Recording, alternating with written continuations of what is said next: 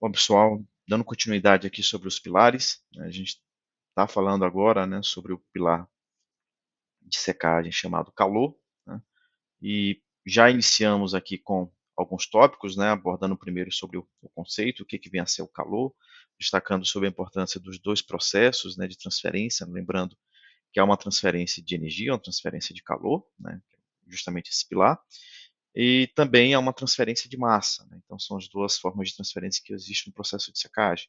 Especificamente do calor, a gente tem esse detalhamento, né, porque ele tem uma participação muito forte, né, no processo de secagem, assim como os outros pilares, mas ele tem uma contribuição muito forte no processo de secagem, já que basicamente uma das coisas que mais diferenciam, né, a secagem artificial para uma secagem natural é justamente, né, você ter essa manipulação desse calor.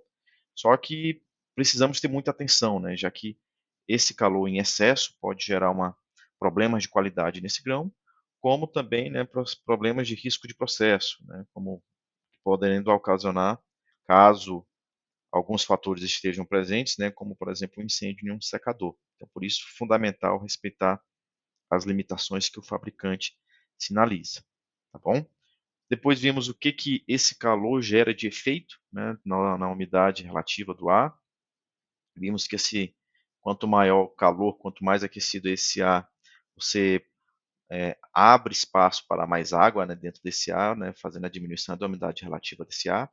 E uma vez que a umidade relativa baixa, né, a gente já viu que melhor fica o processo de secagem.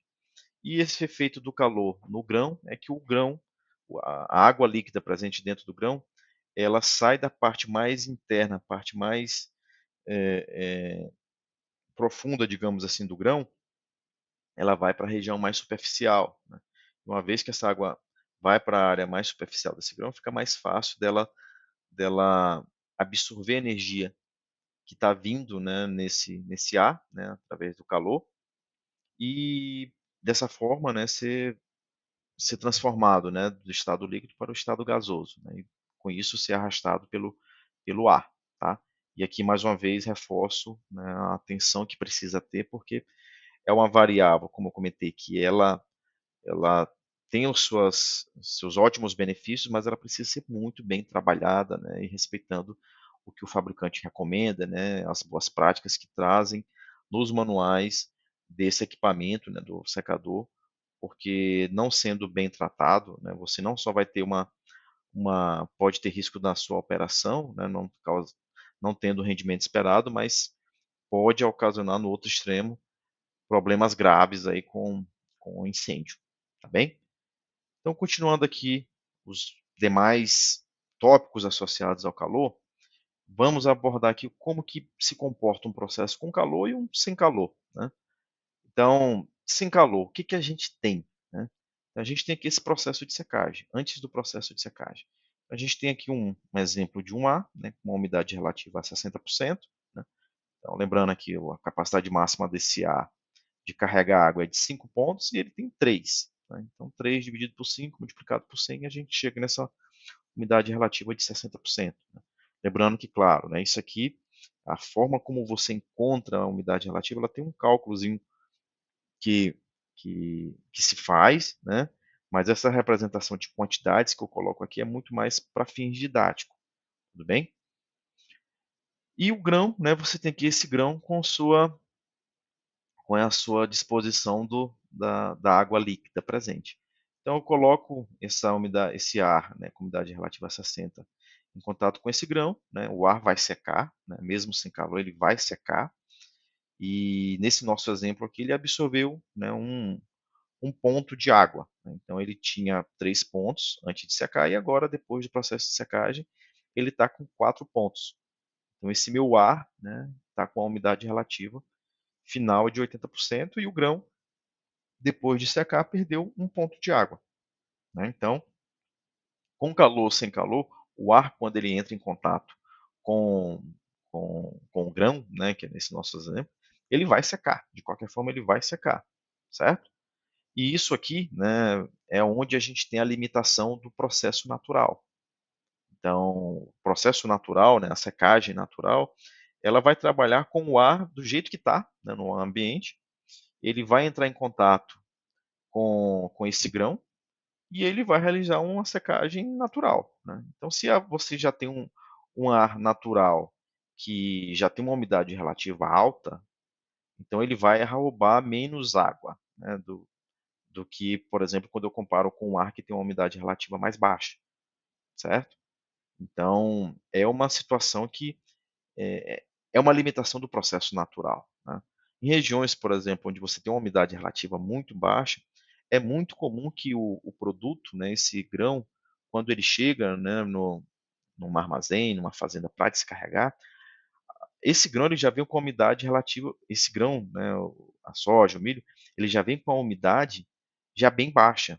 Por quê? Né? Porque ele já sofreu um processo de secagem antes mesmo de ser colhido, né? Então, no próprio campo, ele, pelo fato de ter tido contato ali com o ar natural, né, e esse ar tem uma umidade relativa mais baixa, ele acaba já fazendo um processo de secagem natural no campo. Então é comum em regiões mais secas que você já receba o grão, né, já sem até a necessidade de fazer o processo de secagem. O que não é verdade, por exemplo, em regiões onde você tem uma umidade relativa mais alta, né, períodos chuvosos, né, que aí, de fato, né, o grão na lavoura, né, ele não consegue ter essa secagem natural acontecendo, né, da forma como se gostaria, né. Então, em regiões mais úmidas, é onde é mais comum você ter a recepção de soja, de milho, né, são os grãos que a gente está tratando aqui como exemplo, numa condição bem mais úmida, certo?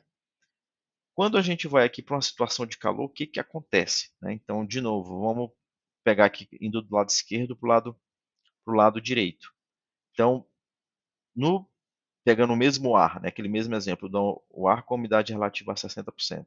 Então, vejam que ele, né, é mesmas condições, 3 pontos preenchidos num total de 5, então, umidade relativa de 60%. Aqueci esse ar, né, coloquei o meu pilar calor, né, em contato com esse ar. O que que aconteceu, né? Eu abri mais espaços, né? Então aqui nesse nosso exemplo, eu criei mais 3 pontos, né? Mais 3 pontos. Então a minha capacidade máxima para esse ar, o que era de 5, agora virou 8. Então pego 3 divido por 8, né? Que é a minha nova capacidade máxima, e multiplico por 100. Né? Então esse meu ar, né, de secagem, né, já que eu preparei, né, fiz essa preparação desse ar, né, aquecendo ele naturalmente seria 60, e agora eu manipulei, né, essa variável calor para que essa nova umidade relativa do ar seja 37,5. Então esse meu ar de secagem é 37,5, né, 37,5. E como a gente já viu, quanto menor a umidade relativa do ar, mais fácil, né, fica o processo de secagem. Então aqui, né, eu vou ter o meu processo antes do processo de secagem, o ar com umidade relativa a 37,5 e o grão antes de secar. Coloco esse, esse novo ar, né, com essa umidade relativa em contato com esse grão, eu tenho mais espaços vazios. Tendo mais espaços vazios, fica mais fácil, né, eu roubar essa água líquida de dentro do grão e transformá-la em vapor, que é justamente o que a gente está vendo aqui depois do processo de secagem. Né? Então, aqui nesse meu exemplo, dos 8 pontos disponíveis, né, nesse novo ar, eu ocupei 7. Então, 7 dividido por 8, multiplico por 100 o resultado. Então, minha nova umidade relativa, né, desse ar, depois do processo de secagem, é 87,5. Né? E vejo que o grão está bem mais seco do que o processo anterior, né, o processo acima, quando a gente não teve o efeito calor sendo presente. Tá? Então, a gente viu aqui que houve uma otimização, né, do processo de secagem, né, lembrando aquele duplo efeito. Então, no ar, eu causei uma diminuição da umidade relativa, né, e você deve estar se perguntando, mas e como que a gente falou que o efeito do calor também ele tem um impacto no grão? Onde que está aqui esse calor, né, sendo direcionado para o grão? Justamente quando eu tenho o processo de secagem acontecendo com esse ar que está a 37,5, né, esse ar que está a 37,5% de umidade, lembro que ele é um ar aquecido, né? Ele tem a energia incorporada nesse ar. Então, esse ar, quando entrar em contato com esse grão, ele vai transferir calor para esse grão e vai gerar aquele efeito, né, de migrar a água da parte mais interna desse grão para a região mais superficial desse grão, né, facilitando o processo de arraste, né?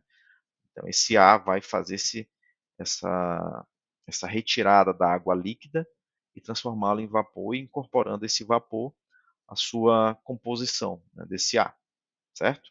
Então, isso é o que a gente quando há o efeito calor presente. Então, a gente viu que a umidade relativa ela é uma propriedade do ar e que ela sofre variações quando eu tenho a presença do calor, certo? Então, por isso que o processo de secagem industrial, que é um processo de secagem artificial, né? A gente consegue manipular algumas variáveis para que fique mais otimizado. E uma das principais variáveis que a gente vai manipular, a gente consegue manipular, é o calor, né? Já que como que eu gero esse calor? A gente viu logo no, no início, né, do pilar calor que esse processo de queima, né, ele é controlado, né? Então você tem uma região onde você faz esse processo acontecer, né, essa geração de calor. Então, seja com a queima de um GLP, de gás natural, de lenha, né, enfim, qualquer outro material é o que vai gerar esse calor, né, e esse calor vai ser transportado pelo ar, e esse ar que vai ser direcionado para entrar em contato com os grãos, né, e aí sim ter de fato acontecendo o processo de secagem, certo? E são tópicos que vamos falar mais para frente, né? Claro, mas mais uma vez a ideia aqui é abordar de forma isolada esses conceitos, para que uma vez entendendo os conceitos, a dinâmica, fique fácil entender o processo de secagem independente de tipo de equipamento, tipo de secador, né? Já que o fenômeno físico é o mesmo, tá bem? Bom, então por aqui a gente finaliza, né, esse pilar do processo de secagem, né, esse pilar calor. Lembrando os cuidados que precisamos ter, né, já que é uma variável que tem um risco de processo muito grande, né, com incêndio, com a possibilidade de incêndio. Infelizmente, isso dá uma ocorrência, né, um evento que ocorre com uma certa frequência, infelizmente.